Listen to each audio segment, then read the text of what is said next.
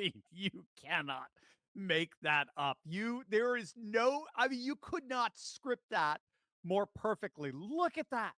That's the very definition of the ultimate cold shoulder for the loser from last Tuesday. It's a symbol of the civil war that's breaking out in the Democratic Party, and that's exactly what we're going to see. We're going to see all the different Democrat factions that are rising up to take each other out. Gang, butter that popcorn.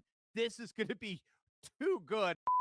Hey, gang, owing back taxes is a huge burden, and unfortunately, the pandemic relief is over, and the IRS is on its way to make you pay up. They've hired thousands of new agents and sent over 5 million pay-up letters in 2024 alone. But if you're dealing with this mess, I want to connect you with a real, tangible solution. Don't give up your rights or deal with them alone. The IRS is obviously not your friend. Let Tax Network USA, a trusted tax relief firm, save you the time and money you deserve to keep. They've saved Americans over $1 billion in back taxes and have the skills needed to secure you the best possible deal. From a few thousand to $10 million, business to personal taxes, let Tax Network USA restore your good standing so you can strengthen your financial foundation. When your situation is secure, you become the pillar of strength our nation needs. Call 1-800-245-6000 for a private free consultation or visit tnusa.com/Turley. PJ Media's got a great piece out today on just how badly the Democrat Party is in a state of self-destruction right now. It's a piece by, I don't know how to say the last name. It's Matt Margolis, with a last name that rhymes with turkey. I'm very cognizant that I want to pronounce last names correctly, but regardless, he's saying it bluntly in this article. To say that the Democratic Party is going through a self-destructive mode right now is not hyperbole. It's not exaggeration. Party leaders all throughout the Democrat Party are turning on each other big time, casting blame in a way that signals a deepening internal divide. Let me give you a sense of the factions that are rising up as we speak. First and foremost, of course, the knives are coming out for Cackle's Kamala. Here is James Carville literally frothing at the mouth here. I mean, he literally has crust all over his lip. I don't know what the heck's going on there, but here's Carville throwing Harris under the bus. Adam DeGurney, we didn't even get a chance to kick the tires. We just said, you're buying the car, and you have no choice. And, of course, we bought the car. And I think if this campaign is reducible to one moment, we're in a 65% wrong track country. The country wants something different. And she's asked, as so often the case, in a friendly audience on The View, how would you be different than Biden? That's the one question that you exist to answer. All right? That is it. That's the money question. That's the one you want. That's the one that everybody wants to know the answer to. And you freeze. You literally freeze and say, well, I can't think of anything. And once you get in it, so we said 65% want something different. We are just not going to give in to them, but maybe the odiousness of Trump combined with the Dobbs decision, we can overcome it. Well, we didn't overcome it. But when we go back and history unearths this, it's going to be right there on The View. And I think her name was Sunny Houston or whatever. Asked the question. And that's the most devastating answer you could imagine. Whatever the heck her name is, Sunny Houston, who cares? She's not, she's not a non-entity. According to Carville, she's the one that basically ended Kamala's career. By the way, what the heck is all over that guy's lips? I mean, his crusty old lips. It's like, dude, you look like you just given up on life. Well, anyway. That said, I do think he's got an excellent point there. I mean, you can't even start a YouTube channel. You can't engage in any enterprising endeavor. You can't start a business. Nothing without first making it clear how you're different, how you're offering something unique. Don't they call it the unique value proposition? I think that's the technical term for it. Why should people avail themselves of you rather than with someone else? I remember even in music, when I was doing a music career. The question I got asked before I recorded my first CD is, why would anyone buy your CD over and against some other guitar player's CD? You've got to be able to define your niche, as it were. You got to be able to define your unique selling proposition, your unique value proposition. And astonishingly, with $1 billion to boot, she could not do that at all her entire campaign. And what was even worse is when she would be asked things like, how are you different than Joe Biden? She would say, well, let's start off with the fact that I'm not Joe Biden. And more importantly, I am not Donald Trump. And the seals would all, the Jimmy Kimmel seals would all come out, Stephen Colbert seals. But that's an evasive, that is evasion if there ever were evasion. That's emphatically not answering the question. I'm not asking about your identity. I'm asking about your policies. Remember, this was crucial for the Democrats, their misstep here. And I think James Carville is engaging in a little bit of Monday morning quarterbacking on his part, because I think he fell into this trap as well. Democrats honestly believe that their only problem was they needed to resolve Biden's senility.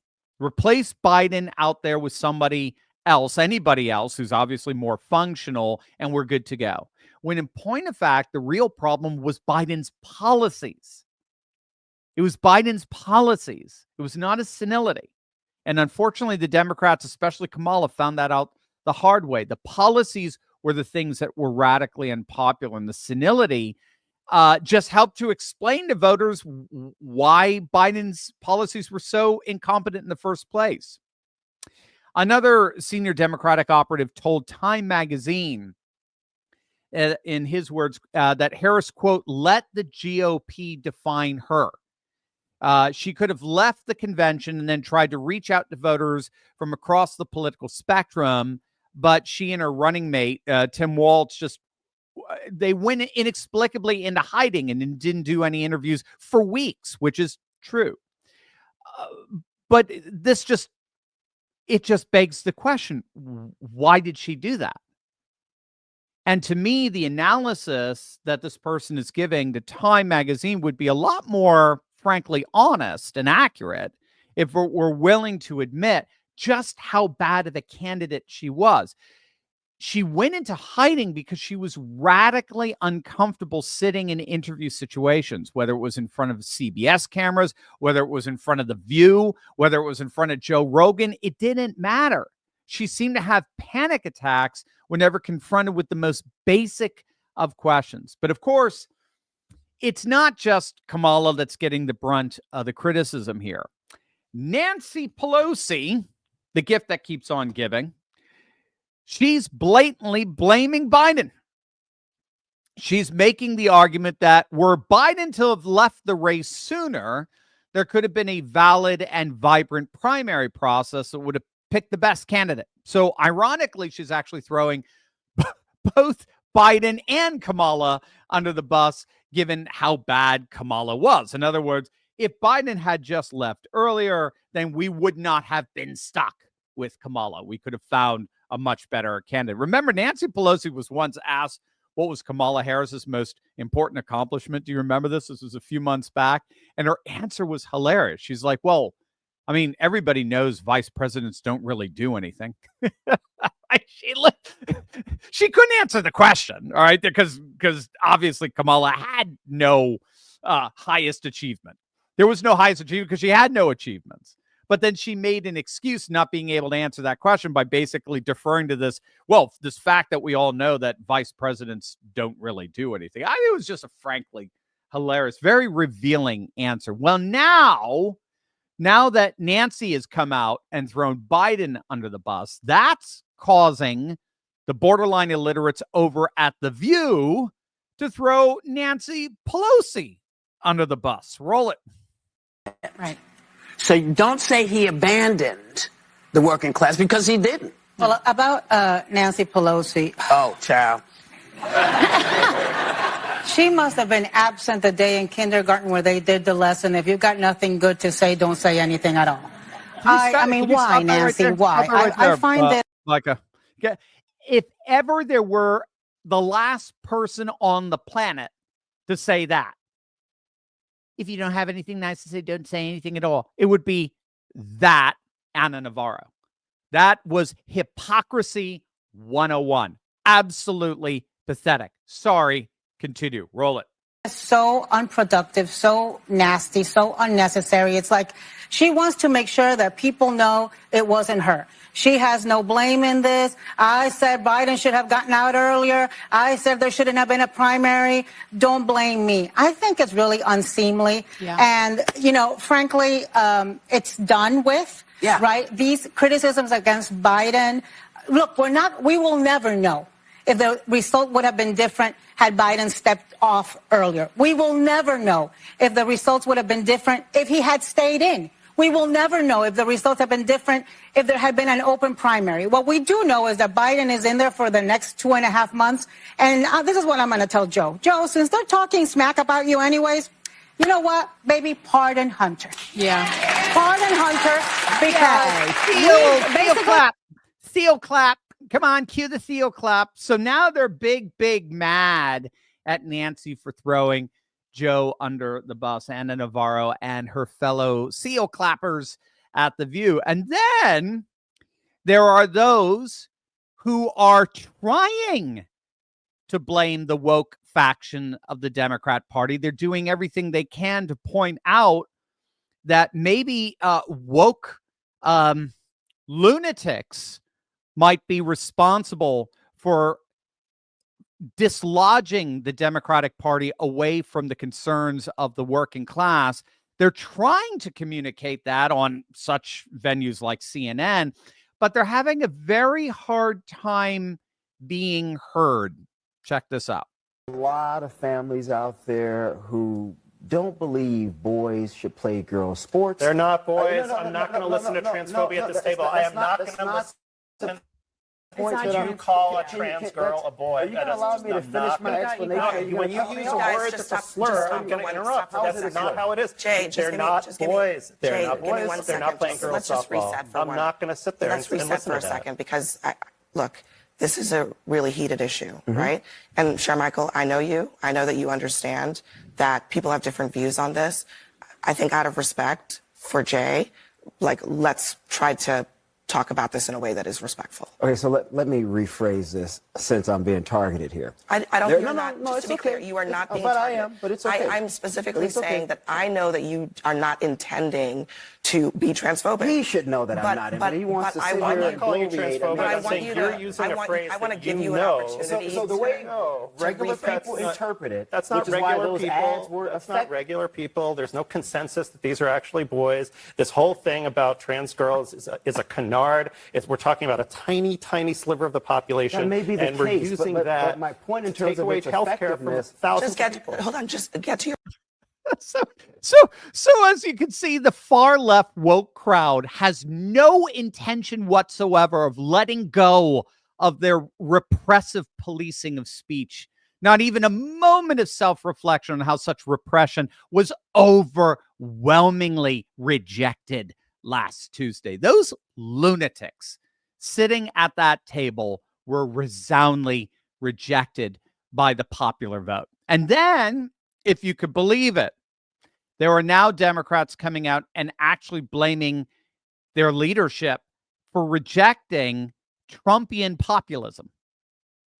I kid you not. I saw it right here in my backyard in Pennsylvania when the Democrat Senator Bob Casey, who just lost, thanks heaven, see you guy, don't let the door hit you on the way out. But he was actually running TV ads, hugging and kissing Trump. I kid you, you cannot make this stuff up. He was talking about how he was all about securing the border, how he was all about bringing manufacturing and industrial jobs back home, even though he voted with Biden and Schumer 99% of the time. It was one of the most bizarre things imaginable, but it is indicative of the fact that there is a populist wing in the Democrat Party. Obviously, RFK was trying to represent it at one point before they basically kicked him out of the party, and then contributed to the realignment of MAGA around Maha. But there is a populist wing in the Democratic Party that believes that the party has completely lost touch with the middle class because of its woke billionaire friends. Here is the one and only Bernie Sanders. As you know, your statement was met with some sharp reaction as well. This is what Speaker Emerita Nancy Pelosi had to say. Take a look. I'll get your reaction on the other side. Bernie Sanders has not won.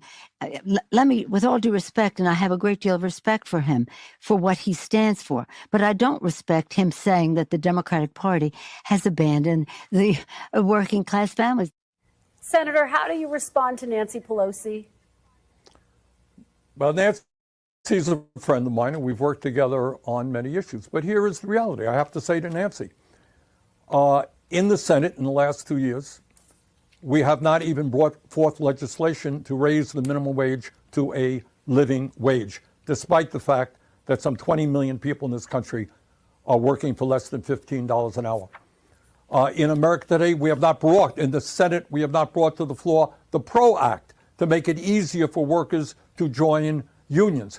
We're not talking about defined benefit pension plans so that our elderly can retire with security. We're not talking about lifting the cap on Social Security so that we can extend the solvency of Social Security and raise benefits. Bottom line, if you're an average working person out there, do you really think that the Democratic Party is going to the mats, taking on powerful special interests and fighting for you?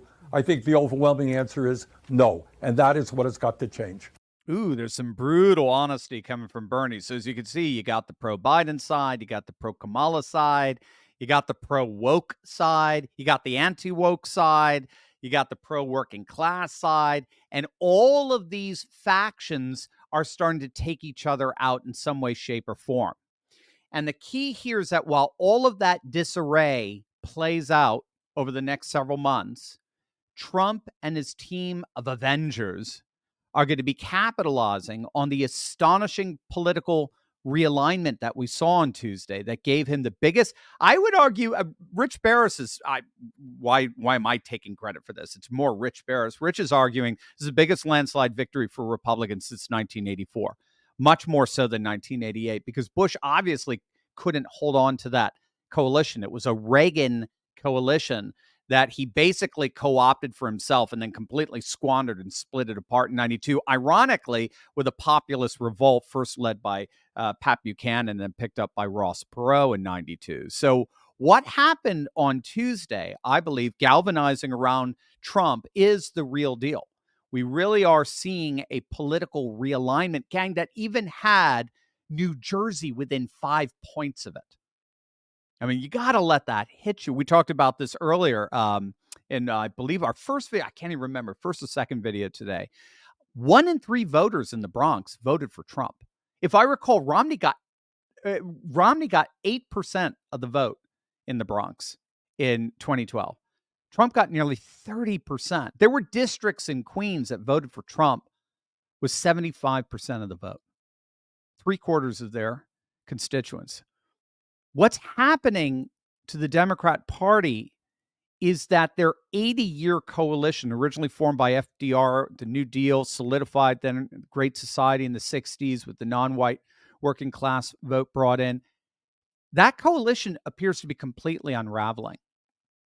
And ironically, it's, I think, the only one of all the factions that I showed you, I think the only one that really understood sort of the alienation of the party from its traditional working class roots is the populist Bernie Sanders. We really are seeing an 80-year coalition unravel right in front of our very eyes, all as a renewed America First Republican Party realigns that coalition now around itself. It's now the new Trumpian Republican Party that is the party of the working man, the party of the white and non-white working class, the party of the Latina, the party of the black voter, the party of the traditional family, the party of both rural communities as well as urban communities, a party that's fully pro-American, fully pro-worker, and fully anti-globalist and anti-elitist. So while the Democrats are busy tearing themselves apart, Trump and the MAGA realignment will be building a new and golden America.